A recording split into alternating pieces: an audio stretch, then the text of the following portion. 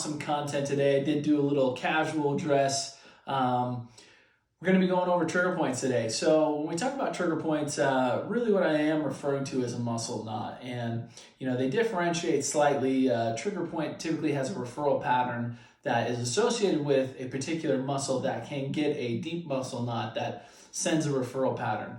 Nonetheless, what we're going to be talking about today is with the use of therapeutic ball, formerly known as a lacrosse ball.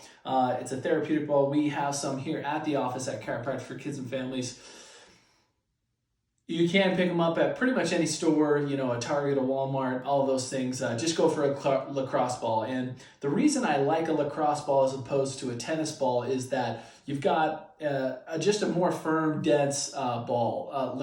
A tennis ball sometimes can just be a little too soft. And with getting out muscle knots, really it's about finding that pressure and tension and holding it there. And what we're trying to do is we're trying to force the muscle to relax. So I find that you have to do a little less work if you use a lacrosse ball. So before we get started here, what I do want to do is use a great little visual that I have here. And when we talk about muscle knots, really how they can develop is I'm going to use this rope as an example of an actual muscle. So muscle has length to it. The function of the muscle is to contract and to extend here. So contraction, we've got eccentric and concentric movements where we're lengthening and shortening a muscle pretty much. That's what allows us to do movement, is a combination of lengthening and shortening. And how we can get a muscle knot to start off with is by lengthening and shortening. That's one way. By overloading tension. And pretty much what can happen is within this muscle, we should have a nice long, perfect muscle strain here, is that within the muscle, what we do is we develop a knot, okay? And then it goes something like this. So a couple things to look at here is that obviously I've got a big knot in the middle. And, to an extent, it looks something like this. Now, the other thing that I want you to notice is what happened to the overall length of this rope here. Did it get longer? Did it get shorter? It got much shorter. So same thing here. We take that knot out. We've got this nice long muscle here. Same thing, I'm going to retie that knot in here, and what ultimately happens is the muscle length shortens. Now, that's important because not only can it affect, from a movement standpoint, where now instead of getting a full nice swing range of motion either in the arm or the leg, now that the muscle has shortened, that ultimately shortens the amount that I'm able to move that muscle, right? So take the bicep, for example. I should be able to get a nice long stretch here. With muscle knots, it's ultimately going to bring the arm shorter. It's going to limit my range of motion. Now, the other thing that happens here is it affects posture. A lot of times we check posture, and especially in the trap area, which we are going to spend some time on going through those. With muscle knots, that can affect the trap and contract the trap muscle.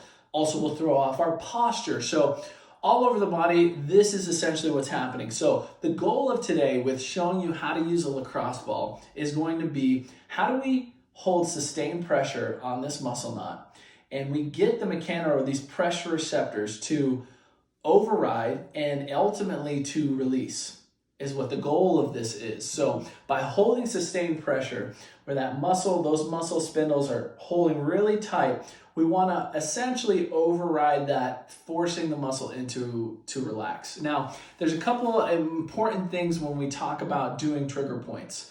One is the time, and two is the amount of pressure.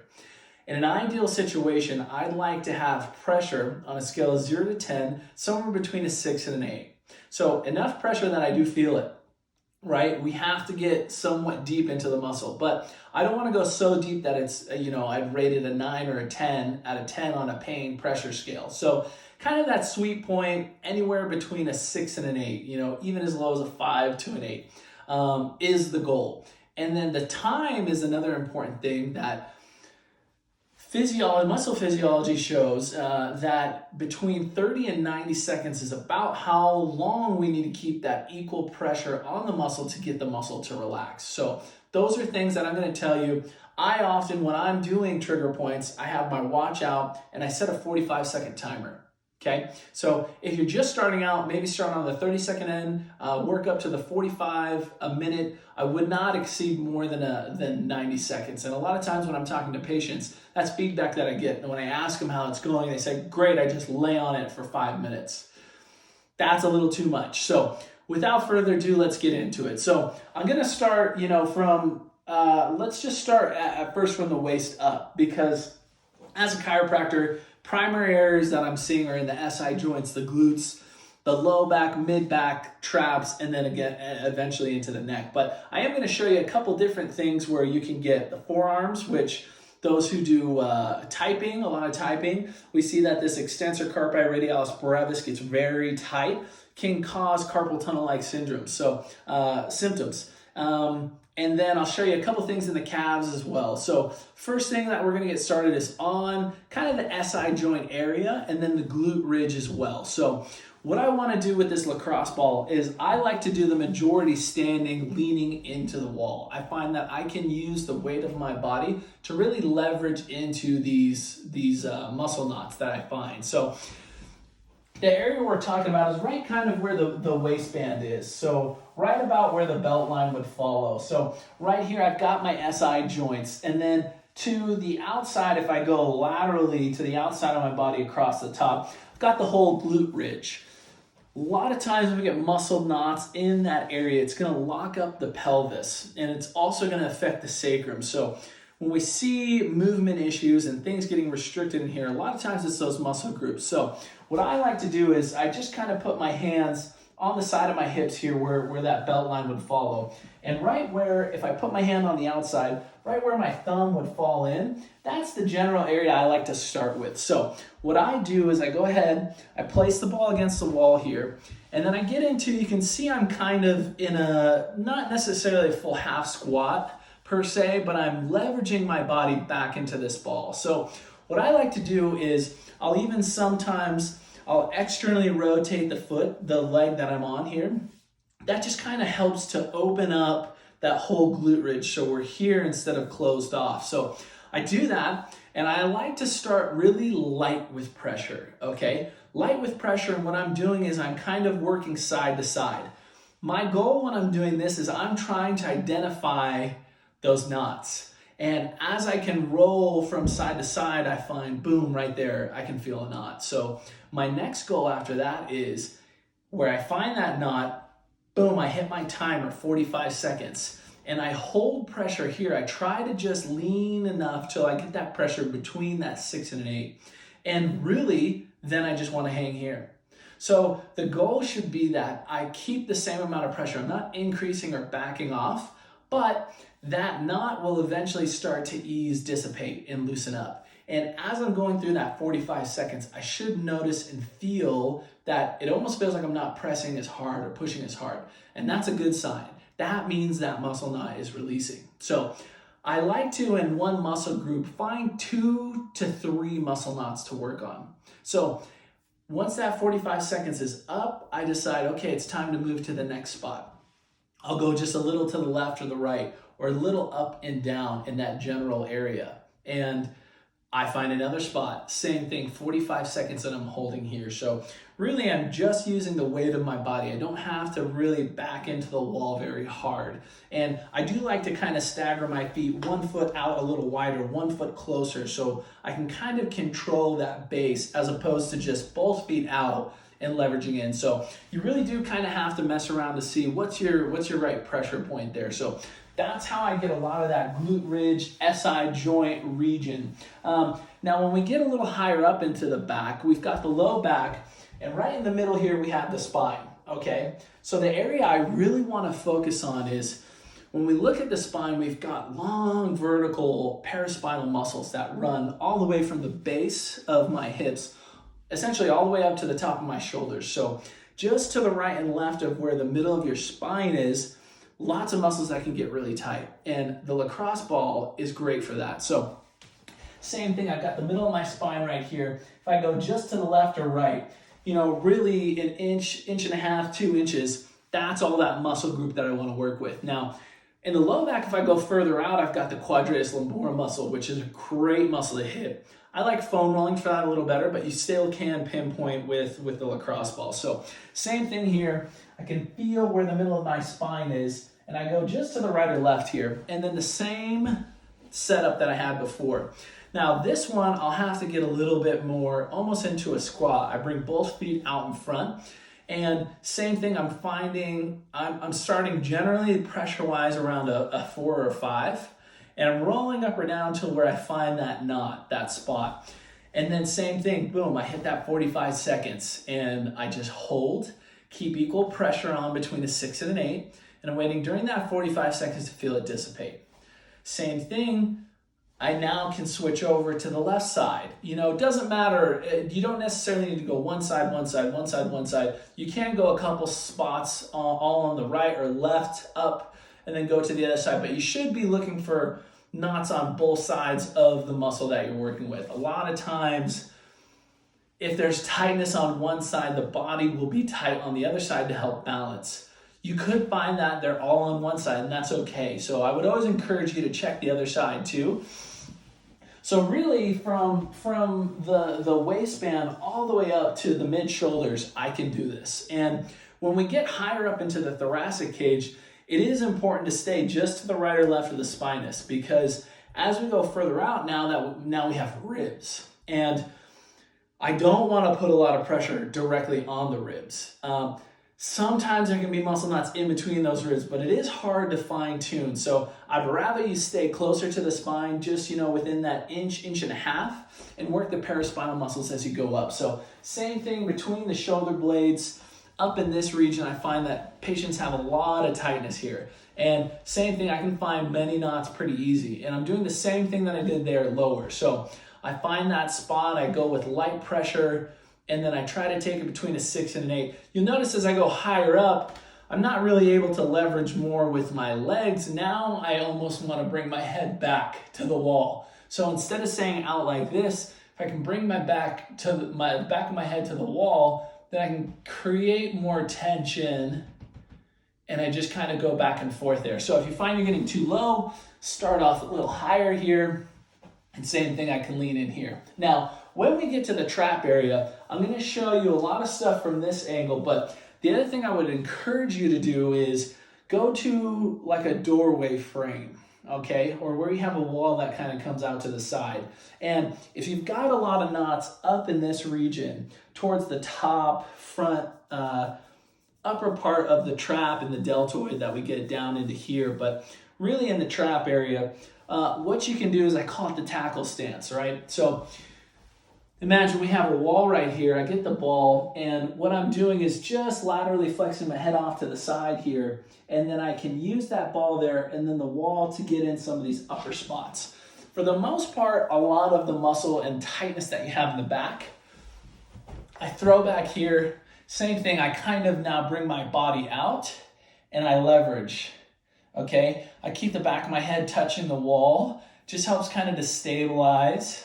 And really, I want to find those spots. And a lot of you are going to find a lot of muscle knots pretty easy here in the trap. So that's the area I'm focusing on. Same thing, 45 seconds, hold, keep that pressure between a 6 and an 8. Now, when it gets into the neck region, it does get a little tricky, okay? So one thing that you can do is just simply keep the lacrosse ball in your hand. And you do always want to advise, there's a lot of muscles, they have a specific pattern here.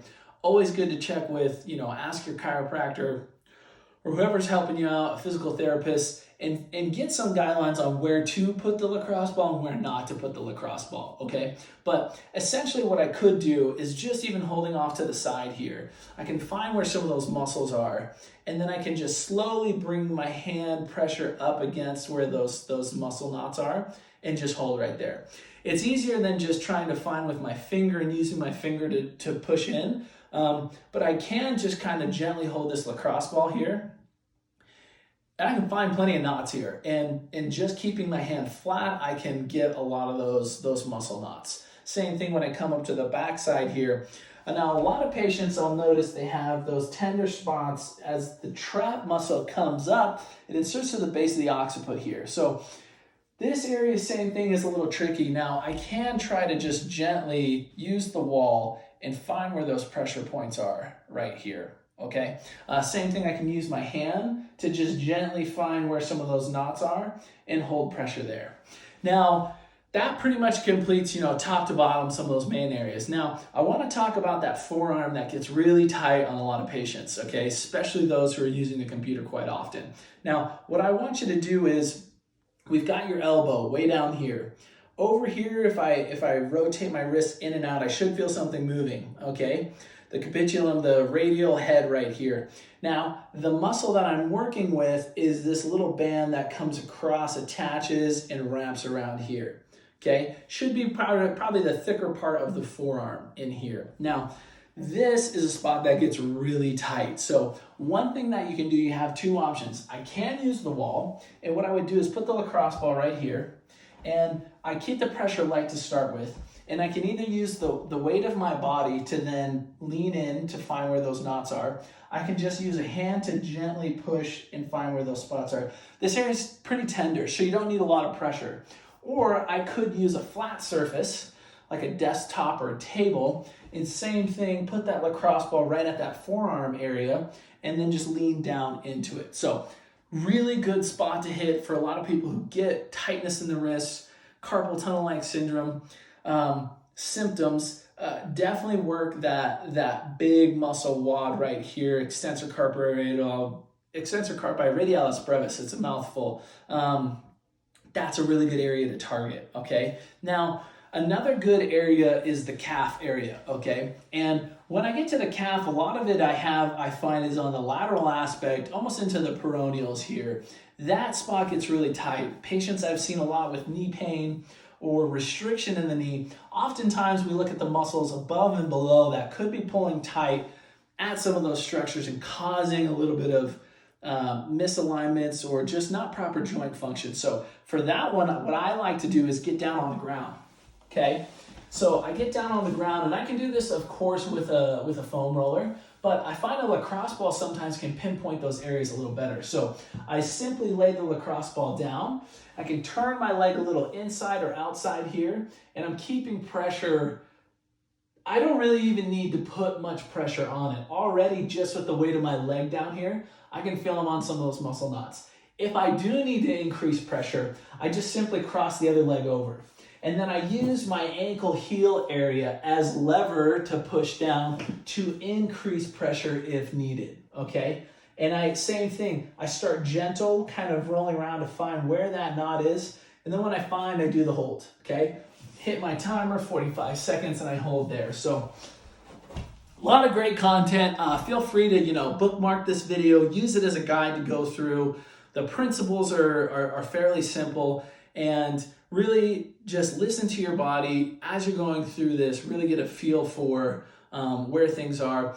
Guidelines on how frequent to do this. Now, you really kind of do have to go at your own pace. Some people react differently. So regardless, I would go each muscle group, find 2 to 3 spots to hold for 45 seconds each on, okay? After you do this trigger point work where we're getting those muscle knots to release, we are releasing a lot of things back into the body. So lactic acid buildup, all sorts of things.